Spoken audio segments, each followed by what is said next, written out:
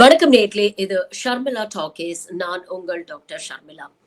சுஷாந்த் சிங் ராஜ்புட் என்ற பாலிவுட் நடிகருடைய மரணம், தற்கொலை. இதை நிறைய பேர் மறக்க மாட்டீங்க. ஏன்னா கோவிட் காலத்துல ஜூன் 14ஆம் தேதி 2020 இந்த சம்பவம் நடந்தது. அதாவது தன்னுடைய மும்பைல இருக்கக்கூடிய ஒரு ஹைரைஸ் அபார்ட்மெண்ட்ல அவர் தூக்கிட்டு தற்கொலை செய்து கொண்டார் அப்படிங்கிற செய்தி பெரிய பரபரப்பா பேசப்பட்டது. அதுவும் ஒரு வளர்ந்து வரக்கூடிய நடிகர், நிறைய திரைப்படங்கள் நடிச்சுக்கிட்டு இருந்தாரு, நிறைய ஒரு பாசிட்டிவ் ஃபீட்பேக் இருந்தது. பாலிவுட்ல ஒரு பெரிய லெவலுக்கு வருவாரு அப்படின்னு எதிர்பார்த்த ஒரு நடிகர் திடீர்னு 34 வயசுல தற்கொலை பண்ணிக்கிட்டாரு அப்படிங்கிறது ஒரு பெரிய அதிர்ச்சியை ஏற்படுத்தியது. இன்னைக்கு 5 வருஷத்துக்கு அப்புறம் சிபிஐ இந்த கேஸ்ல ஒரு க்ளோஷர் ரிப்போர்ட்டை கோர்ட்ல சப்மிட் பண்ணிருக்காங்க. அதுல என்ன சொல்லியிருக்கிறாங்க அப்படின்னு பாத்தீங்கன்னா, ஏகப்பட்ட சர்ச்சைகள் இந்த கேஸ சுத்தி. ஒரு பக்கம் சுஷாந்த் சிங்கோடைய அப்பா ஒரு சில குற்றச்சாட்டுகளை சொல்ல, இன்னொரு பக்கம் சுஷாந்த் சிங்கோடைய கேர்ள் ஃபிரெண்ட் ரியா சக்கரவர்த்தி சில குற்றச்சாட்டுகளை சொல்ல, இது இல்லாம மூன்றாவது தரப்பாக கோதி மீடியா என்று சொல்லப்படக்கூடிய இந்த ஹிந்தி சேனல்ஸ் எல்லாம் சேர்ந்து எப்படி ஒரு மீடியா ட்ரையல் நடத்தினாங்க அப்படிங்கறதெல்லாம் பத்தி பின்னால நான் சொல்லுறேன். ஆனா இன்னைக்கு சிபிஐ க்ளோஷர் ரிப்போர்ட் ஃபைல் பண்ணியிருக்கிறாங்க. இந்த க்ளோஷர் ரிப்போர்ட்ல என்ன சொல்லியிருக்கிறாங்க அப்படின்னு பாத்தீங்கன்னா, சுஷாந்த் சிங்கோடைய மரணம் தற்கொலை தான். அவர் கழுத்து நெரிக்கப்பட்டு சுவாசம் முட்டி தான் அவர் இறந்திருக்கிறாரு. இதுல பாய்சனிங்கோ இல்ல ஸ்ட்ராங்குலேஷனோ, யாரோ கழுத்தை நெரிச்சு கொள்ளல, யாரோ அவருக்கு விஷம் கொடுக்கல, இதனால எல்லாம் அவருடைய மரணம் நடக்கல அப்படிங்கிற ஒரு விஷயத்த பதிவு பண்ணியிருக்கிறாங்க. இந்த சம்பவம் நான் சொன்ன மாதிரி ஜூன் 14ஆம் தேதி 2020 நடக்குது. அந்த டைம்ல நீங்க பாத்தீங்கன்னா நாடே கோவிடோடைய 2வது அலையில சிக்கிக்கிட்டு நம்ம எல்லாம் தவிச்சிட்டு இருக்கோம். மே மாசம் கோவிட் 2வது அலை ரொம்ப தீவிரமா ஆரம்பிக்குது. கம்ப்ளீட் லாக்டவுன் அனௌன்ஸ் பண்ணியிருந்தாங்க. ஒட்டுமொத்த இந்தியாவும் வீட்டுக்குள்ள உட்கார்ந்து இருந்தது. அந்த நேரத்துல என்ன பண்றது ஏது பண்றது அப்படின்னு தெரியாம உட்கார்ந்து இருந்த அந்த மக்களுக்கு இந்த மீடியாக்கள் எந்த அளவுக்கு இந்த கேஸ வச்சு தீனி போட்டாங்க அப்படிங்கறத நாம கொஞ்சம் பின்னோக்கி யோசிச்சு பார்த்தோம்னா பல விஷயங்களை இன்னைக்கு நம்ம கேள்வி கேட்க வேண்டியிருக்கு. அன்னைக்கு கோவிடோடைய உச்சக்கட்ட 2வது அலை நடந்துட்டு இருக்கும் பொழுது கோவிடை எப்படி பாஜக அரசு மிஸ்மேனேஜ் பண்ணாங்க அப்படிங்கறத பத்தி எல்லாம் நம்ம நிறைய பேசியிருக்கிறோம். எப்படி ஹாஸ்பிட்டல் வாசல்ல நிறைய பேர் இருந்தாங்க, ஆம்புலன்ஸ் கிடைக்காம, ஹாஸ்பிட்டல்ல பெட் கிடைக்காம, ஆக்சிஜன் கிடைக்காம எவ்வளவு பேர் இறந்து போனாங்க. இறந்தவர்களுடைய சடலங்கள் எப்படி மரியாதையே இல்லாம ஹேண்டில் செய்யப்பட்டது. கங்கையில எவ்வளவு பிணங்கள் மிதந்தது, எவ்வளவு ஹாஸ்பிட்டல்ஸ்ல பேசிக் ஃபெசிலிட்டிஸ் கூட இல்லாம இருந்தது. இப்படிப்பட்ட பல விஷயங்களை பேச வேண்டிய ஒரு மீடியா இது எல்லாத்துல இருந்தும் மக்களுடைய கவனத்தை திசை திருப்புவதற்கு கையில எடுத்த விஷயம் தான் இந்த சுஷாந்த் சிங் ராஜ்புட்டுடைய மரணம். ஜூன் 14, 2020 இந்த சம்பவம் நடக்குது. அடுத்த மாசமே சுஷாந்த் சிங்கோடைய அப்பா கே சிங் பாட்னால ஒரு எஃப்ஐஆர் ஃபைல் பண்றாரு. அதாவது சுஷாந்த் சிங்கோடைய லிவ்-இன் கேர்ள் ஃபிரெண்டா இருந்த வளர்ந்து வரக்கூடிய நடிகை ரியா சக்கரவர்த்தி தான் சுஷாந்த் சிங்கோடைய மரணத்துக்கு காரணம் அப்படின்னு சொல்லி அவர் ரியா சக்கரவர்த்திக்கு எதிராக ஒரு எஃப்ஐஆர் ஃபைல் பண்றாரு. இத புடிச்சுக்கிட்டு இந்த மீடியா என்னெல்லாம் கூத்து பண்ணாங்க தெரியுமா? அந்த பொண்ணுக்கு அப்ப வெறும் 22, 23 வயசு தான் இருக்கும். பாலிவுட்ல ஒரு பெரிய நடிகையா வரணும், நிறைய சாதிக்கணும் அப்படிங்கிற கனவுகளோட அந்த பெண்ணை இது போல இல்ல அப்படிங்கிற வக்கரங்களை சொல்லி இந்த மீடியா அவளை டோட்டலா கேரக்டர் அசாசினேட் பண்ணாங்க. இது மட்டும் இல்ல, சுஷாந்த் சிங்கோடைய அப்பா தன்னுடைய எஃப்ஐஆர்ல என்ன சொல்லியிருந்தாருன்னா, சுஷாந்த் சிங்கோடைய 15 கோடி ரூபாயை இந்த அம்மா கையாடல் பண்ணிச்சு, பேங்க்ல அவர் அக்கௌண்ட் எல்லாம் மிஸ்அப்ராப்ரியேட் பண்ணி கிட்டத்தட்ட 15 கோடி ரூபாயை திருடிட்டாங்க அப்படிங்கிற ஒரு குற்றச்சாட்டையும் வச்சாரு. இந்த குற்றச்சாட்டை வச்சோடனே இதுக்குள்ள இடியும் நுழையுது. என்போர்ஸ்மெண்ட் டைரக்டரேட் எப்படி செயல்படும், ஒருத்தர் மீது குற்றம் சாட்டி விட்டால் அவங்களை எப்படி எல்லாம் அலக்கழிப்பாங்க அப்படிங்கறத நிறைய கேசஸ்ல நாம பார்த்திருக்கோம். பிரபல பாலிவுட் நடிகர் ஷாருக் கானுடைய மகனை கூட அவங்க விட்டு வைக்கல. அதுக்கப்புறம் அதுல இன்வால்வ் ஆன ஆபீசர் எவ்வளவு கரப்ட் அப்படிங்கிற செய்திகள்லாம் வெளியில வந்ததுன்னு பார்த்தோம் இல்லையா? பாவம் ரியா சக்கரவர்த்தி அவங்க இந்த 5 வருஷத்துல அவங்க அனுபவிச்ச அந்த வேதனைகளை அவரோட வக்கீல் இன்னைக்கு அந்த சிபிஐ க்ளோஷர் ரிப்போர்ட் முடிஞ்சதுக்கு அப்புறம் வெளியில வந்தோன்னு அவர் சொல்றாரு, ஒவ்வொரு மீடியாவிலையும், அதுவும் குறிப்பாக இந்த ரிபப்ளிக் டிவியோடைய அர்னாப் கோஸ்வாமி, டைம்ஸ் நவுல நவிகா குமார் போன்றவர்கள்லாம் எந்த அளவுக்கு அந்த பெண்ணுடைய ஒரு கேரக்டர் அசாசினேட் பண்ண முடியுமோ அந்த அளவுக்கு குற்றச்சாட்டுகள் வச்சாங்க. இதுல இடி இன்வால்வ் ஆச்சு. அதுக்கப்புறம் நீங்க பாத்தீங்கன்னா மணி லாண்டரிங் கேஸ் அவங்க மேல போட்டாங்க. அதுக்கப்புறம் பாத்தீங்கன்னா செப்டம்பர் மாதம் நார்காட்டிக்ஸ் கண்ட்ரோல் பியூரோவும் இதுக்குள்ள வருது. என்ன குற்றச்சாட்டை இந்த மீடியாக்கள் ரியா சக்கரவர்த்தி மீது பரப்புனாங்க அப்படின்னு பாத்தீங்கன்னா, இவங்க ட்ரக்ஸ்ல இன்வால்வ்டு, பாலிவுட்லயே ஒரு ட்ரக்ஸ் சிண்டிகேட் நடத்தி அங்க இருக்கக்கூடிய நடிகர் நடிகைகளுக்கெல்லாம் இவங்க ட்ரக்ஸ் சப்ளை பண்றாங்க. அது மட்டும் இல்லாம தொடர்ந்து சுஷாந்த் சிங்குக்கு ட்ரக்ஸ் எல்லாம் கொடுத்து உடம்புல கொஞ்சம் கொஞ்சமா அந்த விஷத்தை ஏத்தி அவரை கொன்னுட்டு தூக்குல தொங்க விட்டுட்டாங்க அப்படிங்கிற அளவுக்கு ஏதோ பக்கத்திலேயே இருந்து நேர்லயே சம்பவத்தை பார்த்த மாதிரி அர்னாப் கோஸ்வாமி, நவிகா கபூர் போன்றவர்கள் பேசினாங்க. இன்ஃபேக்ட் அர்னாப் கோஸ்வாமி ரியா சக்கரவர்த்தி எவ்வளவு பெரிய ட்ரக் அடிக்ட், எனக்கு ட்ரக்ஸ் கொடு, எனக்கு ட்ரக்ஸ் கொடு அப்படின்னு வெறி பிடிச்சு பேசக்கூடிய வீடியோ இன்னைக்கும் சமூக வலைதளங்கள்ல வைரல் ஆயிட்டு இருக்கு. நான் போடுறேன், நீங்க பாருங்க. எந்த அளவுக்கு வெறுப்பும் வன்மமும் இருந்தா ஒரு பெண் மீது இப்படிப்பட்ட அபாண்ட குற்றச்சாட்டுகளை வைக்க முடியும் அப்படிங்கறத கொஞ்சம் யோசிச்சு பாருங்க. வீடியோ பாருங்க, அதுக்கப்புறம் நான் தொடர்ந்து பேசுறேன்.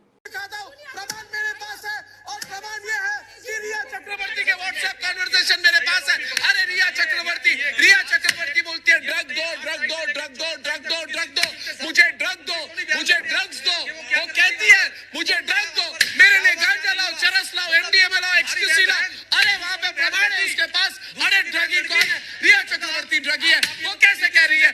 रिया चक्रवर्ती बोल रही है मुझे आपने இப்படிப்பட்ட குற்றச்சாட்டுகளை வச்சதுக்கு அப்புறம் இடி உள்ள வந்துருச்சு, நார்காட்டிக்ஸ் கண்ட்ரோல் பியூரோ உள்ள வந்துருச்சு, சிபிஐ இன்வெஸ்டிகேட் பண்ணணும் அப்படின்னு சிபிஐ கிட்ட சுப்ரீம் கோர்ட் ஹேண்ட் ஓவர் பண்ணதுக்கு அப்புறம் ரியா சக்கரவர்த்தியை தூக்கி 27 நாள் ஜெயில வச்சாங்க.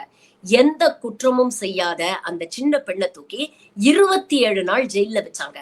அது மட்டும் இல்லாம தினம் தினம் தினம் தினம் அந்த பொண்ணுடைய கேரக்டரை பத்தியும் இப்படி போனாங்க, அப்படி போனாங்க, இவங்களுக்கு ட்ரக்ஸ் சப்ளை பண்ணாங்க, அவங்க கிட்ட பணத்தை கையாடல் பண்ணாங்க அப்படின்னு இல்லாததையும் பொல்லாததையும் சொல்லி ஒரு பக்கம் அந்த பெண்ணுடைய கேரக்டர் அசாசினேஷன் பண்றது மட்டும் இல்லாம அந்த பெண்ணுக்கு இருக்கக்கூடிய கெரியரே இன்னைக்கு காலி பண்ணிட்டாங்க. இன்னைக்கு யாருமே பாலிவுட்ல ரியா சக்கரவர்த்தி பக்கத்துல கூட போக மாட்டேங்கிறாங்க. அந்த பெண்ணுக்கு வாய்ப்புகள் கொடுக்க மாட்டேங்கிறாங்க. ஒரு பெண்ணுடைய எதிர்காலத்தை ஒட்டு மொத்தமா இந்த கோதி மீடியா சேர்ந்து குழி தோண்டி புதைச்சிருச்சு. இவ்வளவும் எதுக்கு அப்புறம் செய்யறாங்க அப்படின்னு பாத்தீங்கன்னா, all India institute of medical சயின்சஸ்ல மீண்டும் போஸ்ட்மார்ட்டம் நடத்தி இதுல எந்த ஃபவுல் பிளேமும் இல்ல, அவர் சூசைட் மூலமா தான் இறந்திருக்காருன்னு சொன்னதுக்கு அப்புறம் மீடியா இவ்வளவு பெரிய ஒரு ட்ரையலை நடத்தி இருக்கிறாங்க. ஃபேக்சுவல் ரிப்போர்ட்டிங் பண்ணாம இங்க இருக்கக்கூடிய இந்த விஷயங்களை சென்சேஷனலைஸ் பண்ணிட்டு இருந்தாங்க. கான்ஸ்பிரசி தியரிஸ கிரியேட் பண்ணிட்டு இருந்தாங்க. நாடு பூரா இருக்கக்கூடிய மக்கள் எங்கேயும் வெளியில போக முடியாம லாக்டவுன்ல வீட்டுல இருந்ததுனால இது போன்ற விஷயங்கள் அவங்களுக்கு சரியான ஒரு தீனியாக இருந்தது. நாளுக்கு நாள் இதனால இது போன்ற சேனல்ஸோட டிஆர்பி ரேட்டிங்கும் அவங்களுக்கு வரக்கூடிய வருமானமும் அதிகமாச்சு. ஆனா அட் வாட் காஸ்ட்? ஒரு பெண்ணுடைய எதிர்காலத்தை குழி தோண்டி புதைச்சு இந்த வெக்கங்கட்ட ஜென்மங்க காசு சம்பாதிச்சிருக்கு. யோசிச்சு பாருங்க. இவங்க பண்ண இந்த கேவலமான அரசியல்னால 2 விஷயங்கள் நடந்தது.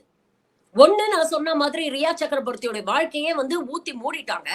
இன்னொன்னு, இந்த இன்வெஸ்டிகேஷனை எப்படியெல்லாம் டீரைல் பண்ண முடியுமோ, எப்படியெல்லாம் திசை திருப்ப முடியுமோ, எப்படியெல்லாம் அதோட இன்டெகிரிட்டியை காம்ப்ரமைஸ் பண்ண முடியுமோ அவ்வளவும் பண்ணி இன்னைக்கு இந்த கேஸ் முடியறதுக்கு 5 வருஷம் ஆயிடுச்சு. ரியா சக்கரவர்த்தி மாதிரி எத்தனையோ பேர், இத்தனைக்கும் அவங்க இந்த அரசாங்கத்தை எதிர்த்து எதுவுமே பேசல. யோசிச்சு பாருங்க. அவங்க அரசியலையும் கிடையாது, பிஜேபியை எதிர்த்து அவங்க எதுவுமே பேசல. ஆனாலும் பிஜேபியோட அஜெண்டாக்காக பலி கொடுக்கப்பட்டார். இப்படி எத்தனையோ கேசஸ் நம்ம சொல்லிக்கிட்டு போகலாம். உமர் காலித் இன்னும் 5 வருஷமா ஜெயில இருந்துட்டு இருக்காரு. இன்னி தேதி வரைக்கும் அவருக்கு பெயில் கொடுக்காம அலக்கழிச்சிட்டு இருக்காங்க. ஸ்டான் சுவாமி 80 வயசுக்கு மேல ஆனவர், அவருக்கு பெயிலும் கொடுக்கல. அட்லீஸ்ட் எனக்கு பார்க்கின்சன்ஸ் இருக்கு, எனக்கு ஒரு ஸ்ட்ரா கொடுங்க, என்னால கப்ப புடிச்சு என்னால எதுவும் குடிக்க முடியாது, எனக்கு ஒரு ஸ்ட்ரா கொடுங்கன்னு கேட்டார். அதை கொடுக்க மறுத்து விட்டது இந்த அரசாங்கம். அவர் உள்ளேயே இறந்து போயிட்டார். ப்ரொஃபசர் பாபா மாற்றுத்திறனாளி, அவரை தூக்கி உள்ள வச்சாங்க. அவருடைய தாயுடைய மரணத்துக்கு கூட அவர் பாக்குறதுக்கு கூட பெயில் கொடுக்காம அலக்கழிச்சாங்க. கடைசியில இப்ப வெளியில வந்ததுக்கு அப்புறம் அவர் உடல்நிலை சரியில்லாம இறந்தே போயிட்டார். ஆனா இறந்து போறதுக்கு முன்னாலும் ஒரு இன்டர்வியூல தெளிவா சொல்லிட்டு போனார், என்னை எப்படி எல்லாம் சித்திரவதை பண்ணாங்க, எனக்கு தேவையான அடிப்படை மருந்துகளை கூட கொடுக்க மறுத்து விட்டது இந்த அரசாங்கம் அப்படின்னு.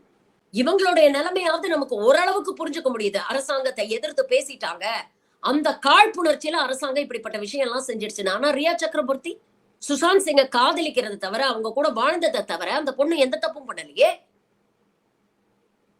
அந்த பொண்ணு ஏதோ பெரிய ஒரு ட்ரக் டீலர் மாதிரி பில்டப் பண்ணி வேணும்ட்டே விஷத்தை கொடுத்து சுஷாந்த் சிங்க சாகடிச்சு தூக்குல தொங்க விட்டா மாதிரி கிட்டத்தட்ட 1 வருஷங்க இந்த ஒட்டுமொத்த மீடியாவும் சேர்ந்து அந்த பொண்ணை தினம் சித்திரவதை பண்ணி சாகடிச்சிட்டு இருந்தாங்க.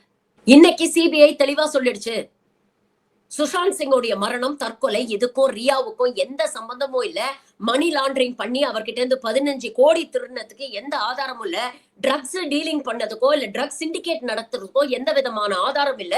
இவர் முழுக்க குற்றமற்றவர் அப்படின்னு இன்னைக்கு சிபிஐ க்ளோஷர் ரிப்போர்ட் ஃபைல் பண்ணிருக்கு. ஆனா கோதி மீடியாவால ரியா இழந்த வாழ்க்கையை அவங்களுக்கு திருப்பி கொடுக்க முடியுமா? அவங்களுடைய ப்ரொஃபஷனை உங்களால அவங்களுக்கு திருப்பி கொடுக்க முடியுமா? அவங்க பேரை ரிப்பேர் பண்ணி கோடி கோடியா நீங்க சம்பாதிச்சீங்களே, இன்னைக்கு அந்த பெண்ணுடைய வாழ்க்கையை அவங்களுக்கு திருப்பி கொடுக்க முடியுமா? ஆனா உண்மையிலேயே சொல்றேங்க, ரியா சக்கரவர்த்தி மாதிரி ஒரு ஸ்ட்ராங் உமனை நம்ம அவ்வளவு சீக்கிரம் பார்க்க முடியாது. இப்படி ஒட்டுமொத்த நாடும் சேர்ந்து ஒரு பெண்ணை இந்த அளவுக்கு குற்றவாளி கூண்டுல ஏத்தி அசிங்கப்படுத்தி அவமானப்படுத்தினதுக்கு அப்புறமும் அந்த பெண் ராஜ்தீப் சர்தேசாய் என்ற ஊடகவியலாளருக்கு கொடுத்த ஒரு பேட்டியில எவ்வளவு சாந்தமா நிதானமா பதில் சொல்றாங்க அப்படிங்கறத பாருங்க.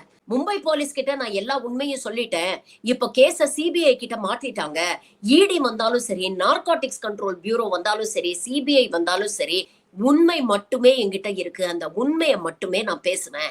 எனக்கு நம்பிக்கை இருக்கு, என்னைக்காவது ஒரு நாள் நான் சொல்லக்கூடியது உண்மை அப்படிங்கறத இந்த உலகம் உணரும் அப்படிங்கறத அவ்வளவு தைரியமா அந்த பெண் பேசுச்சுங்க. ஆனா யோசிச்சு பாருங்களேன், தைரியம் இல்லாத ஒரு பெண்ணாக இருந்திருந்தா, இவங்க பண்ண டார்ச்சருக்கு அந்த பெண் ஏதாவது தவறான முடிவை எடுத்திருந்து தன் உயிரை போக்கி கொண்டிருந்தால் இன்னைக்கு இந்த வெக்கம் கெட்ட கோதி மீடியாவால அந்த உயிரை திருப்பி கொடுத்துக்க முடியுமா? அந்த பெண்ணை இழந்து அந்த குடும்பம் எவ்வளவு கஷ்டப்பட்டிருக்கும். இதற்கெல்லாம் இவங்க பதில் சொல்ல வேண்டாமா?